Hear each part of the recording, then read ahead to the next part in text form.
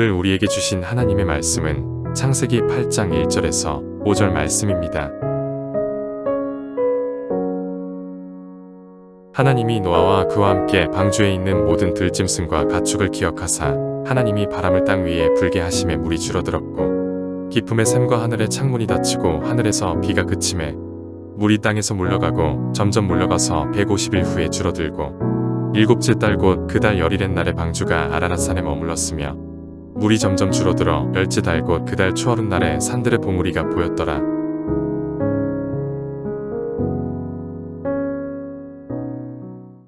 우리는 지난 시간 홍수 심판과 방주에 대해서 살펴봤습니다.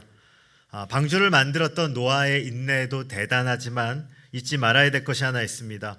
방주를 만든 것도 힘들지만 방주를 탑승하고 그 안에서의 시간도 만만치 않았다는 것이죠. 1년하고 10하루 376일을 노아는 방주에 머물렀습니다. 성도님들, 방주는 크루즈 여행이 아닙니다. 방주는 유람선도 아닙니다. 멋진 동물원에 있네 이것도 아닙니다. 여기 이 공간에 동물 한 200~300마리 있다고 생각해 보십시오. 그리고 1년 동안 갇혀서 여기 산다고 생각해 보십시오. 성도님들, 편안하시겠습니까? 네, 끔찍하지 않겠습니까? 편안은 무슨 편안이요? 얼마나 어렵겠습니까? 오늘날 우리 교회를 구원의 방주라고도 부릅니다. 참 잘 지은 말입니다. 구원이란 너무너무 놀랍고 은혜롭고 신비롭지만 그러나 이곳에서 함께 생활할 때 때로는 연약함도 있고 힘듦도 있고 어려움도 있겠지요. 그것이 우리의 방주의 삶이라고 생각합니다. 그렇다고 해서 성도님들 억지로 방주 나가시면 됩니까? 안 됩니까? 안 됩니다. 방주 밖은 무엇이 왕노릇합니까? 사망이 왕노릇합니다. 방주 밖은 시체로 가득한 곳이었습니다. 오늘 우리가 그것을 잊지 않고 하나님의 은혜 아래 이 방주의 삶들을 살아가시는 모든 성도님들 되시길 주님의 이름으로 축원드립니다. 오늘 말씀은 홍수 심판이 끝나고 이제 이제 방주문이 열립니다. 그리고 이제 나아서 노아는 어떤 일들을 하게 되는가? 방주 후의 첫 생활에 대한 부분을 살펴볼까 합니다. 1절과 5절은 읽었으니까 한번 넘어가고요. 언제 홍수가 끝나냐? 언제 방주에서 나올 수 있는가? 성도님들, 우리가 열심히 방주 만들고 열심히 방주 안에서 견디지만 그러나 누가 물을 줄여주셔야 됩니까? 하나님이 물 빼주셔야 됩니다. 그리고 누가 방주의 문을 열어주셔야 됩니까? 하나님께서 방주의 문을 열어주셔야 합니다. 그러지 않으면 우리는 소망이 없습니다. 구원이 이런 것입니다. 우리는 열심히 하나님을 알기에 힘씁니다. 또 말씀을 공부합니다. 또 예배에 나옵니다. 그러나 누가 은혜 주셔야 됩니까? 하나님이 은혜 주셔야죠. 참 신비한 일입니다. 우리가 열심히 무언가를 노력하고 할 것 같지만 하나님이 그 가운데 은혜를 넣어주시지 않으시면 생명의 역사들이 일어나지 않는 것이죠. 오늘 여기 이렇게 일어납니다. 하나님께서요, 이 성경 말씀을 보시면 1절 보시면 하나님이 노아와 그와 함께 방주에 있는 모든 들짐승과 가축을 기억하사 이렇게 써 있습니다. 그런데 이 기억하다라는 단어는요, 만만한 단어가 아닙니다. 이거는요, 우리가 생활하다가 깜빡 잊었는데 거기 뭐 있었지? 이런 것을 기억하는 단어가 아닙니다. 이 기억하다는요, 언약적인 단어입니다. 하나님께서 약속하시고 준수하신 그 계획을 하나님이 상기하시고 다시 기억하셔서 실행하셨다는 겁니다. 그런데 우리가 신실하게 주의 말씀을 지킵니다. 그러나 우리의 순종의 능력이 있으려면 누가 은혜 주셔야 된다고요? 하나님이 은혜 주셔야 됩니다. 하나님이 기억해 주셔야 됩니다. 하나님이 그 가운데 성령의 능력을 부어주셔야 되죠. 여러분들, 내가 이렇게까지 했는데, 내가 이렇게 열심히 했는데 물론 귀한 것이죠. 그러나 내가 열심히 한 것이 아니라 그 위에 누가 은혜를 주셔야 돼요? 하나님이 은혜를 부어주셔야 됩니다. 우리가 건짐을 얻는 것도 마찬가지입니다. 하나님이 방주문을 열어주시고 하나님이 그 가운데 역사를 흘려주셔야지 우리는 하나님을 알 수 있습니다. 열심히 수고하십시다. 그러나 그와 함께 잊지 말아야 될 마음이 있습니다. 무엇이냐면 한번 따라해 볼까요? 하나님, 저를 기억해 주세요. 그런데 우리가 열심히 수고하면서 나 이렇게까지 했는데 이러시면 안 됩니다. 그게 아니고요. 하나님, 저를 기억해 주세요. 그런데 구약 성경을 보시면 느헤미야가 나옵니다.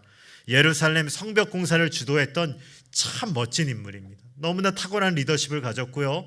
너무 귀한 자신의 직분과 이방에서의 편안한 삶을 다 내리고 하나님의 성병을 건축하기 위해 모든 걸 걸고 그 땅에 옵니다. 그리고 그 모든 공사를 마치고요.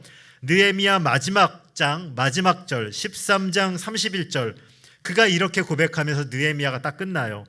또 정한 기한에 나무와 처음 익은 것을 드리게 하였사오니 내 하나님이여 나를 기억하사 복을 주옵소서. 이게 느헤미야 마지막입니다. 마지막 딱 끝나면서 느헤미야가 끝납니다. 성도님들, 느헤미야 마지막 소원이 하나님 나 기억해 주세요. 이게요, 나 열심히 했으니까 하나님 나 이 정도는 해주셔야죠, 이게 아니고요. 하나님 내가 했던 이 모든 수고에 하나님이 꼭 기억해 주셔서 하나님 나라에 갔을 때 하나님의 기억에 남는 자 되기 원합니다. 이 간절함이 느헤미야의 마음에 있었다는 것입니다. 그가 주의 일을 할 때 이 간절함이 그의 심장 안에 살아 있었다는 것이죠. 오늘 예배 나온 성도님들, 우리가 모든 일을 열심히 수고하며 하나님 저를 기억해 주십시오. 이 마음으로 주님께 나올 수 있는 모든 성도님들 되시길 주님의 이름으로 축원드립니다. 오늘 창세기 8장은요. 어디랑 참 비슷하냐면요. 창세기 1장하고 너무너무 비슷합니다. 재미있습니다. 성도님들 혹시 기억이 나신다면 창세기 1장과 창세기 8장을 나중에 한번 천천히 한번 다시 보십시오. 창세기 1장이 무슨 내용이죠? 하나님의 창조죠. 창조할 때 기록했던 단어 18개가 창세기 8장에 그대로 또 쓰입니다. 바람, 땅, 물, 깊음, 하늘, 드러나다, 까마귀, 날아다니다, 생물, 가축, 형상, 사람. 그런데 왜 창세기 8장에 이렇게 많은 단어들, 창세기 1장 단어들을 썼는가? 그건 창세기를 기록한 의도가 있는 겁니다. 창세기 1장이 창조였다면 창세기 8장은 무엇인지 아십니까? 재창조입니다. 하나님께서 이제 노아를 통해서 다시 한번 창조의 역사를 쓰셨다는 겁니다. 그래서 창세기 8장은요, 창세기 1장의 역사들이 다시금 기록하는 겁니다.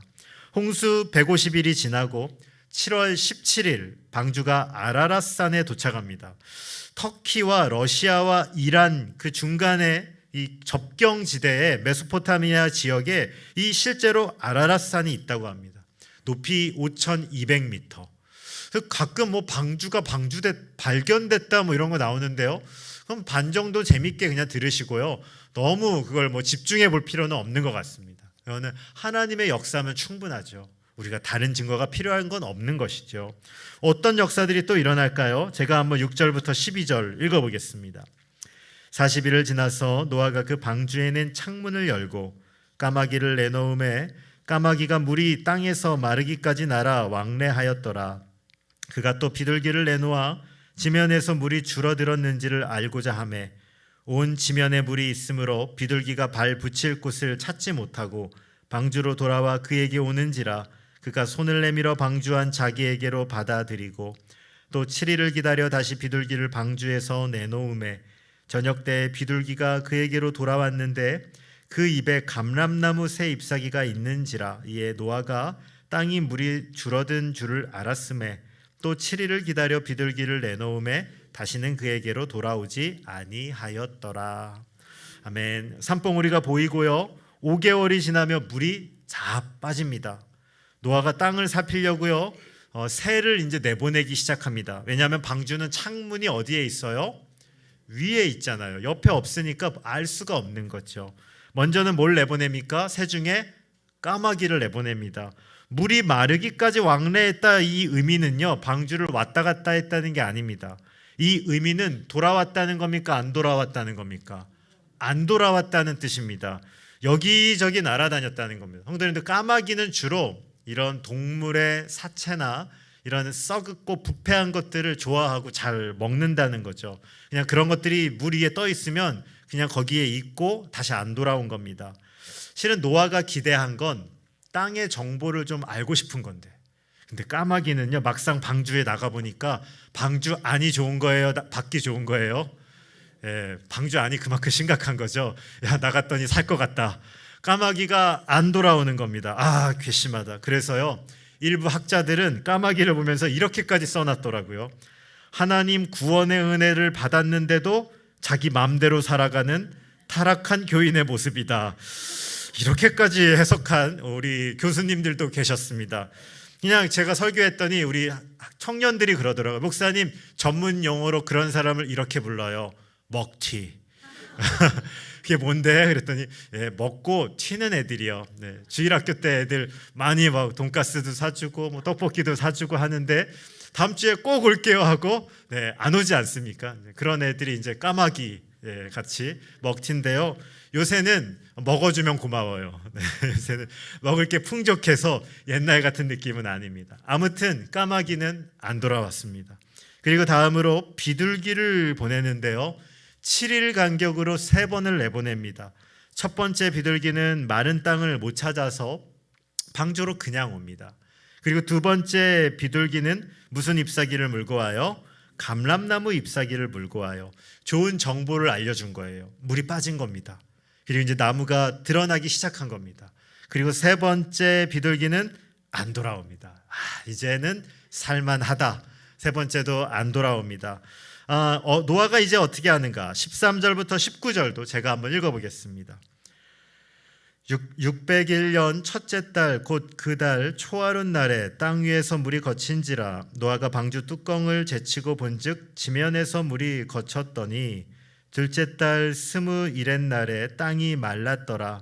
하나님이 노아에게 말씀하여 이르시되 너는 내 아내와 내 아들들과 내 며느리들과 함께 방주에서 나오고 너와 함께한 모든 혈육 있는 생물 곧 새와 가축과 땅에 기는 모든 것을 다 이끌어내라. 이것들이 땅에서 생육하고 땅에서 번성하리라 하시매 노아가 그 아들들과 그의 아내와 그 며느리들과 함께 나왔고 땅 위의 동물 곧 모든 짐승과 모든 기는 것과 모든 새도 그 종류대로 방주에서 나왔더라. 아멘.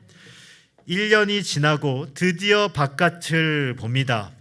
밖은요 물기가 조금 남아있지만 아직 이제는 괜찮았어요. 살만한 땅이 됐습니다. 성도님들께서 13절에 노아였다면 뚜껑을 제치고 본즉 지면에서 물이 거쳤습니다. 어떻게 하시겠습니까? 그거 보는 순간 쏜살같이 나가야 되는 거 아닙니까? 아니 까마귀도 안 돌아왔는데 방주 안이 얼마나 불편했는지 비둘기도 안 돌아왔는데 이제 물이 없잖아요. 그럼 나가면 되는 거 아니겠습니까? 그런데 노아의 초인적인 인내가 여기 등장합니다. 물이 거쳤는데 방주로 안 나가요. 웬만한 사람이라면 본능적으로 1년을 배를 탔는데요. 그 물이 열리는 순간 얼마나 나가고 싶겠습니까? 얼마나 햇살도 쏘고 좀 멀미도 없고 좀 편안하게 좀 잠자리도 갖고 싶지 않겠습니까?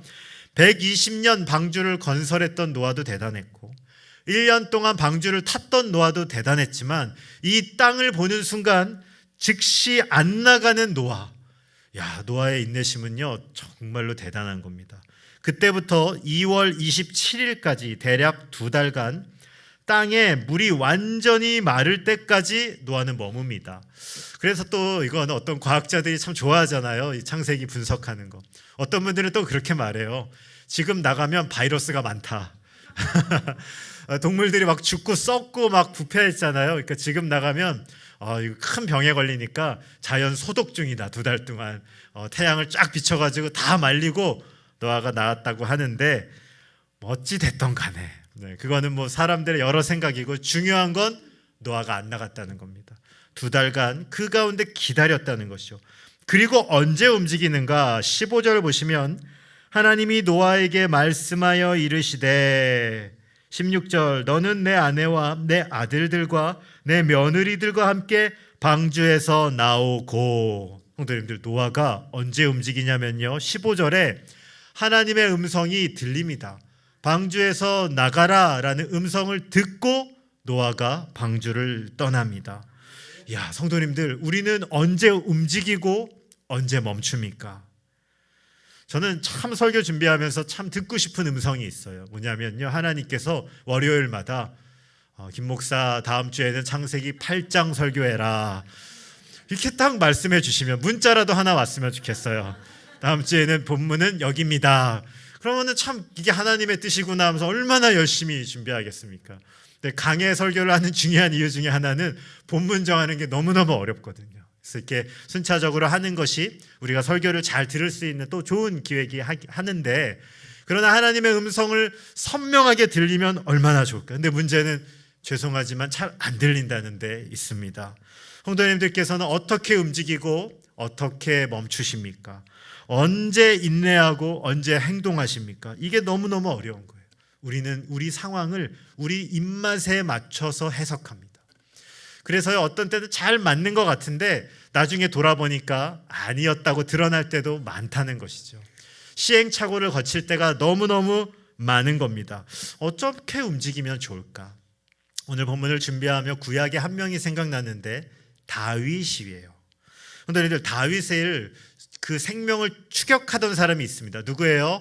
사울 왕이죠. 다윗이 사울 왕을 죽일 기회를 몇 번 얻습니까? 2번이나 얻습니다. 첫 번째 기회에서 다윗이 사울을 풀어줘요. 첫 번째는 그냥 그러려니 해석할 수 있어요. 그런데 또 한 번 생명의 위협을 받던 다윗이 2번째 사울을 죽일 기회를 얻습니다. 성도님들께서 다윗이라면 그 상황을 어떻게 해석하시겠어요? 하나님 드디어 기회 주셨네요. 그때 한 번 풀어준 거 아니었나 보다. 그래서 하나님 2번째 기회 주셨네. 이번에야말로 확실히 죽여야지. 다윗이 그 상황을 어떻게 해석할까? 사무엘상 26장 7절과 9절 말씀을 제가 한번 읽어보겠습니다. 다윗과 아비새가 밤에 그 백성에게 나아가 본즉 사울이 진영 가운데 누워 자고 창은 머리 곁에 꽂혀 있고 아브넬과 백성들은 그를 둘러 누웠는지라. 절호의 찬스가 왔습니다. 아비새가 다윗에게 이르되 하나님이 오늘 당신의 원수를 당신의 손에 넘기셨나이다. 그러므로 청하오니 내가 창으로 그를 찔러서 단번에 땅에 꽂게 하소서. 내가 그를 2번 찌를 것이 없으리이다 하니 다윗이 아비새에게 이르되 죽이지 말라. 누구든지 손을 들어 여호와의 기름 부음 받은 자를 치면 죄가 없겠느냐 하고. 여러분들 얼마나 해석하기 좋아요. 옆에 사람이 또 막 바람 넣어줍니다. 하나님 주신 기회입니다. 완전히 찔러 죽이십시오. 아니 당신이 죽이기 싫으면 나라도 시키십시오. 아니 이거 완전히 해석할 수 있잖아요. 하나님 주신 기회라고. 근데 다윗이요 그렇게 해석하지 않습니다. 실은 첫 번째 이미 사울을 죽일 기회가 있을 때 다윗이 갖고 있었던 생각이 있었어요. 그게 무엇이냐? 사무엘상 24장 5절과 6절인데요. 제가 5절을 읽고 6절은 우리 성도님들께서 읽어주시겠습니다. 그리한 후에 사울의 옷자락 뱀으로 말미암아 다윗의 마음이 찔려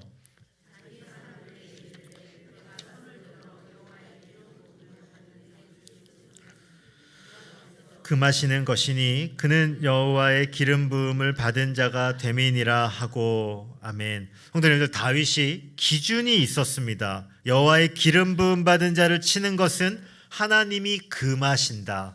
아마 이것이요 어떤 율법이나 선지자들을 통해서 당시 시대에 전해진 하나님의 말씀 규례 중에 하나였던 것으로 추측됩니다. 다윗은 그 말씀을 알고 있었어요. 그래서 자기 마음대로 상황을 해석하는 게 아니라 무엇을 기준으로? 하나님의 말씀을 기준으로 그것을 판단하고 그것을 결정했습니다. 오늘 우리에게 이 말씀을 적용하면 어떻게 될까요? 하나님의 말씀을 기준으로 우리는 움직이셔야 되고 멈추셔야 됩니다. 내 감정과 판단과 내 경험대로 움직이시면 안 됩니다. 하나님께서 선명한 기준을 주셨습니다. 그게 뭐예요? 성경입니다. 성경 말씀을요. 그래서 우리는 열심히 연구하고 열심히 읽습니다. 저는 하나님께서 세밀한 음성으로 우리의 삶에 역사하시는 분이심을 믿습니다. 그리고 그러한 하나님을 우리는 경험하셨을 겁니다. 그러나 초자연적인 하나님의 역사를 지나치게 일반화시키셔서는 안 됩니다. 맨날 하나님의 음성만 들으시려고 하시면 안 됩니다. 하나님의 음성을 그러니까 우리 귀로 들으려고 하시면 안 된다는 거죠. 그래서 어떤 분들은 산에 올라가서 계속 성경도 없이 뭔가 하다가 내려와요. 그런 분들이 제일 무섭습니다. 용감할 수 있습니다. 그러나 그러면 안 됩니다. 하나님의 음성을 우리가 성경을 통해 이것을 표준으로 삼고 정하셔야 됩니다. 열심히 기도하시는 거예요. 그리고 하나님의 음성을 들었다고 생각해 보세요. 목사님, 열심히 기도했더니 원수를요 주먹으로 한 대 치래요. 이거 제대로 들은 겁니까? 안 들은 겁니까? 들었나요? 네. 제대로 들은 게 아닙니다. 성도님들, 하나님의 음성은 무엇을 기준으로 우리에게 역사하신다? 성경을 기준으로. 성경이 하나님의 음성이기에 이 말씀과 반대되는 말씀을 주지 않으신다는 겁니다. 만약에 성경 말씀과 전혀 다른 음성이 들리면요, 그거 하나님의 음성이 아니라 누구 생각이에요? 네, 사탄의 생각이거나 내 육체의 생각이에요. 둘 중에 하나입니다. 하나님의 음성이 아니라는 거죠. 오늘 하나님의 음성을 따라 결심하고 이제서야 방주에 나온 노아를 하나님이 축복하십니다. 그리고 그 노아가요, 방주에서 나오자마자 오늘 무엇을 하는가? 오늘 본문 20절 말씀을 한번 같이 읽어볼까요? 함께 읽겠습니다. 시작.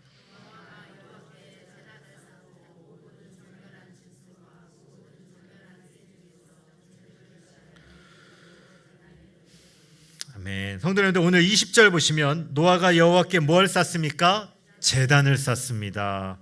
아니, 여기에 특이점이 있습니다. 노아는 하나님께서 명령하셔야지 움직였잖아요.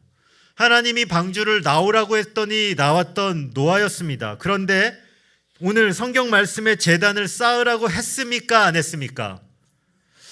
애매하시죠? 제단을 쌓으라고 한 적이 없는 것 같은데 노아가 제단을 쌓습니다. 이걸 오늘날로 말하면 이게 무엇입니까? 예배입니다.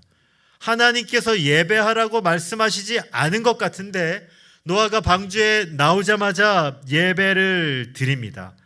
여기서 놓치지 마셔야 할 것이 있습니다. 이스라엘 백성들, 특별히 하나님의 구원받은 자녀들은 무엇에 대한 감각이 있냐면 예배에 대한 갈망이 있습니다. 이건요, 모든 사람 안에 내재되어 있는 반응입니다.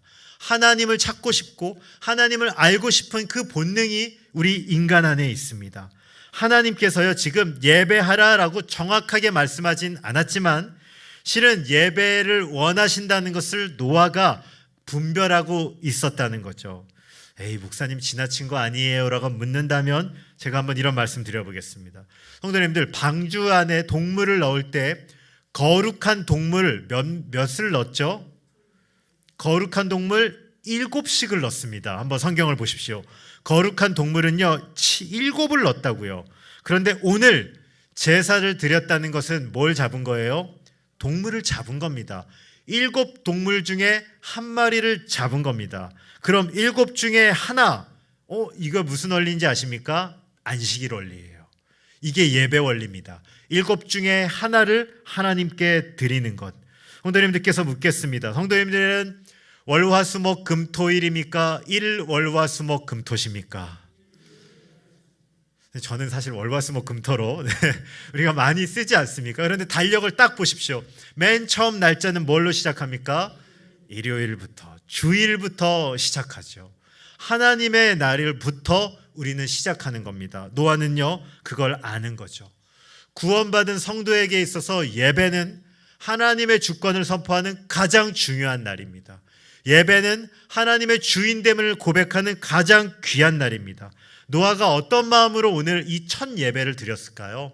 생각했을 때 저는 첫 번째, 지금까지 구원해 주시고 인도하신 하나님을 향한 감사. 근데 1년 동안 노아가 방주에 있었습니다. 120년 동안 방주를 지었습니다. 그리고 2달 동안 하나님의 음성을 기다렸습니다. 지금까지 나의 삶에 역사하신 하나님을 향한 감사가 있었겠지요. 오늘 여기 예배 오신 성도님들 마찬가지 아닙니까? 지금까지 나를 향한 하나님의 사랑 감사하고 있지 않으십니까? 그 은혜에 감사하며 오늘 예배했을 것입니다. 그리고 노아는 또 왜 예배했을까? 성도님들, 막막했을 거예요. 1년 동안 지금 잘 보냈습니다. 그러나 앞으로 어떻게 살아야 할지 노아 눈앞에는요, 너무나 다른 세상이 펼쳐졌을 거예요. 지금 사람은 노아의 가족 말고는 아무도 없습니다. 너무너무 다른 인생을 이제 노아가 살아야 됐습니다.